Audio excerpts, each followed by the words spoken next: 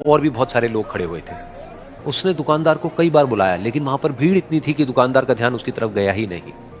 और फिर उस बच्ची को थोड़ा सा गुस्सा आया तो उसने अपनी मिट्टी की गुल्लक लेकर के वहीं काउंटर पर जोर से रख दी, जिसके बाद में जो दुकानदार था और जितने भी लोग खड़े थे वो सब उस बच्ची की तरफ देखने लग गए। और फिर उस दुकानदार ने उस बच्ची से पूछा, बेटे आपको क्या चाहिए? तो वो बड़े ही भोलेपन से बोली कि मुझे एक चमत्कार चाहिए। ये सुनकर के दुकानदार को कुछ समझ नहीं आया, ना ही वहां पर जो लोग थे उनको कुछ समझ में आया, और सब उसकी तरफ देखने लग गए।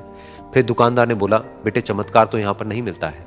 तो बच्ची को लगा कि वो उससे झूठ बोल रहा है, तो बच्ची ने कहा कि मेरी गुल्लक में बहुत पैसे हैं, आप बताओ आपको कितने पैसे चाहिए, लेकिन मैं आज यहां से चमत्कार लेकर के ही जाऊंगी। तो वहीं काउंटर पे एक और आदमी खड़ा था, उसने उस बच्ची से पूछा कि बेटे क्यों चाहिए तुमको चमत्कार?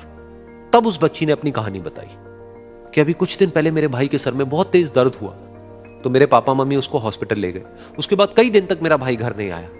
तो मैंने कई बार अपने पापा से पूछा, लेकिन उन्होंने मुझे कुछ नहीं बताया। उन्होंने बार बार यही कहा कि वो आ जाएगा, वो कल आ जाएगा, वो कल आ जाएगा, लेकिन वो आ ही नहीं रहा था। तो मैंने देखा कि मम्मी रो रही है, और पापा मम्मी को कह रहे थे कि उसकी दवाइयों के लिए और उसके इलाज के लिए जितने पैसे चाहिए उतने मेरे पास में नहीं है, अब उसको कोई चमत्कार ही बचा सकता है। तब मुझे लगा कि अगर मेरे पापा के पास में इतने पैसे नहीं भी हैं तो क्या हुआ, मेरे पास में तो है। तो मैंने जितने भी पैसे जोड़ रखे हैं वो सारे लेकर के मैं इस दवाई की दुकान पर आई। फिर उस आदमी ने उस बच्ची से पूछा, कितने पैसे हैं तुम्हारे पास में? ये सुनते ही उस बच्ची ने अपनी गुल्लक उठाई, जमीन पर फेंकी और तोड़ दी, और पैसे गिनने लग गई। बाकी सब लोग खड़े होकर के उसको देख रहे थे। थोड़ी देर बाद उसने सारे पैसे अपने हाथ में इकट्ठे किए और बोली, मेरे पास में पूरे 19 रुपए हैं। वो जो आदमी वहां पर खड़ा था वो थोड़ा सा मुस्कुराया और बोला कि अरे तुम्हारे पास में तो पूरे पैसे हैं, इतने का ही तो आता है चमत्कार। ये सुनकर के वो बच्ची बहुत खुश हो गई और बोली कि चलो मैं आपको अपने पापा से मिलवाती हूं। बाद में पता लगा कि वो आदमी कोई आम आदमी नहीं था, बल्कि एक बहुत बड़ा न्यूरोसर्जन था, और उसने सिर्फ 19 रुपए में उसके भाई की सर्जरी करी, और कुछ ही दिन बाद वो ठीक होकर के घर वापस आ गया। फिर कुछ दिन बाद वो बच्ची, उसका भाई, उसके पापा, उसकी मम्मी चारों एक साथ बैठे हुए थे और बात कर रहे थे। तो उसकी मम्मी ने उसके पापा से पूछा कि अब तो बता दो ये चमत्कार आपने किया कैसे?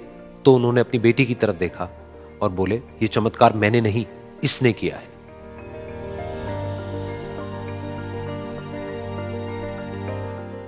तो यहां पर एक बहुत बड़ी बात है जो हम उस छोटी सी बच्ची से सीख सकते हैं कि जिंदगी में कभी कभी ऐसा होता है कि हमको कोई रास्ता नजर नहीं आ रहा होता है और हम लोग हिम्मत हार जाते हैं। तब हमारे अंदर एक बच्चा होता है जो कोशिश करने से कभी भी पीछे नहीं हटता है। वो हार मानने को तैयार नहीं होता है क्योंकि उसको ना शब्द समझ नहीं आता है। वो बच्चा जिसके लिए कुछ भी नामुमकिन नहीं है, क्योंकि वो हर हाल में कोशिश करता ही रहता है।